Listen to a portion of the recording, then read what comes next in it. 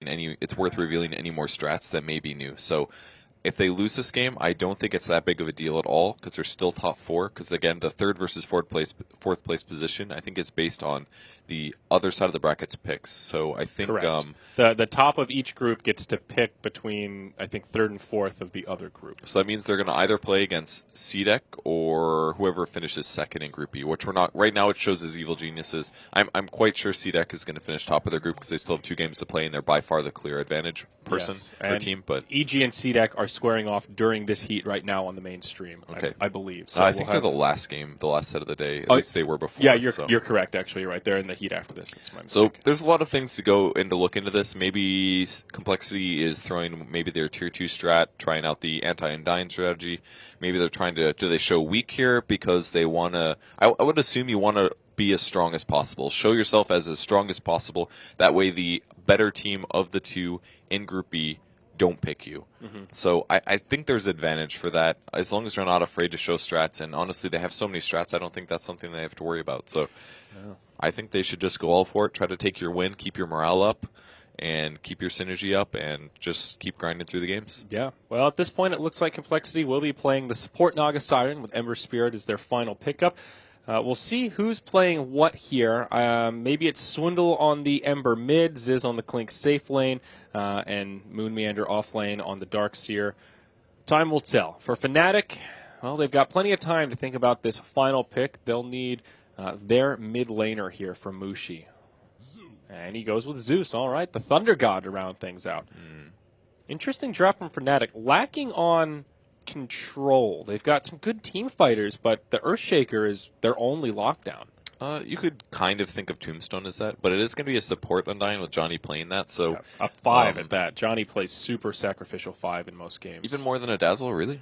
Often, I feel like as an Undying, you need at least a little bit of farm to be useful. Yeah, then that's kind of the point that I'm making. Like, with their breakdown, he's down there with like FNG in terms of farm distribution. Wow. Where they play a true 5 and a true 4 rather than 2 4.5. So it's interesting to see him taking the Undying rather than the Dazzle. Yeah, interesting, definitely. Ember Spear pick for Complexity. Very good versus PL, so I think that's a good last pick. This almost means for sure we're going to have a Lina support and an Naga support, especially with Ziz on Clink. So Ziz, it'll be a mid-Ember versus a Zeus, which I think is a decent... It's pretty good for Zeus, I think. It's good for both. I would say I haven't seen that matchup too much. The Zeus is easier to gank, I feel, because he can't escape very well, but at the same time, you can kill Flame Guard very, very easily with Zeus. Yeah, I was just going to say that. And he can get rid of the Flame Guard, but at the same time, I don't know. I think it does come down to rotations more than just that heads-up match. And interestingly, he actually goes for a Stout Shield Star. We don't see that very often in mid-heroes, but it will block a lot of the damage that Zeus does try to throw out, and he's got a Magic Stick, so it basically means that Ember Spirit, I feel like, should be able to lane this as aggressively as he wants to. The only downside is he can't just consistently farm with Flame Guard, because Zeus does so much magic damage that he will be able to break that, and that's the main damage source of Ember Spirit. So I think it'll be an okay matchup for both, honestly. They'll probably just passively farm is the way to go, and we'll see if that ends up being the case. Okay, so it is a core shaker here. It looks like Ohio is the off-lane player. He'll take the Earth Shaker. Johnny on the Undying. A 2-1-2 from Fnatic. Mushi mid on the Zeus. No surprise there. Kechi Gimba, he'll be on the Shadow Priest Dazzle, and that leaves KYXY on the safe lane Phantom Lancer. So the large camp is blocked. This is from the Dire lane, actually. And this may seem a little weird, like why would they block their own large camp? But that's because the Radiant offlane has an advantage by being able to do side pulls. So if they block that with the Sentry, those first couple levels aren't there, and there's no way for Complexity's Moon Meander to grab extra levels. And especially with the Darkseer, it's extra scary, because he just throws an Iron Shell on a creep, and oftentimes he can clear that whole wave, and sometimes the neutrals. Yeah. And how will Complexity lane this? Did they do a 2-1-2 themselves? It seems so. Z-Freak going in, pokes them with an early Riptide. He'll be joined by Moon Meander here in the off lane. And for now, Fly's lingering around mid on the Lina. We'll probably see him spend most of his time down bottom supporting Ziz, but already looking to pressure Mushi if they can. Fly hasn't skilled anything up quite yet, but we'll just head right up to the high ground, gets the LSA, and they're going to make Mushi's life very difficult here. This is especially hard because he only had 2 shared tangos, so Mushi can't even trade hits, and they have the same armor, they have about the same HP, and Lina hits slightly harder, so not a good trade for Mushi there, and just really happy for Swindlemon, so he's able to get 3 of those CS. So he does already get a kill with the Arc Lightning, though, so his bottle is on the way out. It's not all bad for the Zeus. Definitely a little bit better there. He's actually, is he going to be able to snipe this courier? He knows, if he actually went straight for it, he had a chance maybe, but Mushi backed up a little bit and received the bottle. So bottle's out, and now Fly is, I don't know, I feel like he might as well just go back to the safe lane. Yeah. So this is being completely zoned here by Johnny on the Undying. Like, he just casted a triple decay. He can't trade hits. Ziz has maximum 245 HP. That's like a 5-hit. So they definitely need Fly to get back to the bot lane and help zone. Definitely. Up top, we're seeing a lot of damage exchanging with the Dazzle here. They can heal through some of that Ion Shell damage, but this is a decent dual lane, even though it's both melee, Darkseer and Naga Siren. Very tanky early on. Pretty high armor across both of them, starting with 6. And they can put out a lot of harassment across the Riptide spam as well as all that Ion Shell damage. So not the easiest lane for PL to find farm, even though he is 5-0 already. How often do you see like a free farm Earthshaker? It's so weird. Not very often. But it's done with the purpose of limiting the Clinks' farm, not as much guaranteeing the Earthshakers. But I'm sure Earthshaker's really happy about this too. And he's even got an early Stout Shield, something that we never see on an Earthshaker, but great against Alina as well as a Clinks. So I think the lane setup worked out a bit better for Fnatic here, because the carry got almost no farm. The Clinks at 2 CS, just hitting 3 now. Barely any farm in comparison to the mid, where Zeus is still doing fine at 10. So slightly disadvantageous lane setup there. Mm-hmm.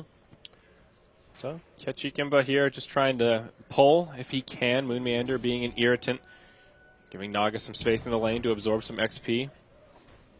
I think Complexity have plenty of tools to deal with the Phantom Lancer this game. Oh, hold that thought. Ziz possibly in some trouble here. They've already got a Sentry Ward down, so he does need to be careful. LSA from Fly is on point, and they are laying in some damage. Those Searing Arrows starting to add up. Fissure almost. If he was on the other side of it, I think he's certainly dead there. And a Magic Wand there to use at the perfect time by Ziz, and the last Decay does not get the kill. Johnny is actually quite limited on mana here. Up top, Ketchikimba could be in trouble. He's gone for this greedy build, didn't skill Grave, but I don't think they know it. If they had that intel, Moon would have been much more tempted to dive that one. I feel like they could have figured that out because he's only level 2, and they probably saw the Poison Touch come out. Maybe he did use it. Maybe he just didn't want to dive it. Would have been a very close call, though. Yeah, he very likely would have died afterwards. KOXY taking a lot of damage, opted for the early Ring of Regen. I'm going to assume this is building into something like a Vlad's, perhaps. The early Vlad's build is a possibility for PL, but it doesn't really build into a whole lot else that he's going to want. He doesn't want Tranquils. So Soul Ring, maybe. Probably a Vlad's, though. Soul Ring PL could be a possibility. You see it on occasion. Not sure if it's the best investment early on for him. He could also just sell this Ring of Regen at some point, because he definitely needs some extra regen against the Ion Shell that he's taking so much damage from. Yeah.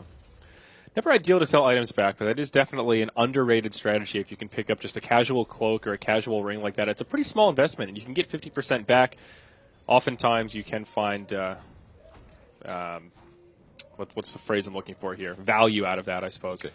I was like, surely it doesn't mean value. That's the obvious word. That's a Grave TP from Dazzle. And he'll be able to get out, costing him a TP, and most importantly, also allowing them to really pressure KOYXY here. And Z-Freak actually going a slightly different Naga build, going for the Max Riptide. A lot of Nagas will just skip that out entirely, but you know, with that, he's able to pressure a lot harder, and they really do have the dual lane advantage here. Darkseer plus Naga, both very tanky, with some minus armor, and the Ensnare as well can really guarantee some kills. And look at that, Ion Shell alone, that's so cool. It kills the creeps. The last hits go to Moon, who wants to farm, but Z-Freak gets the experience. So despite them being on opposite ends here of the sandwich, so to speak, on the Phantom Lancer, they both get so many resources.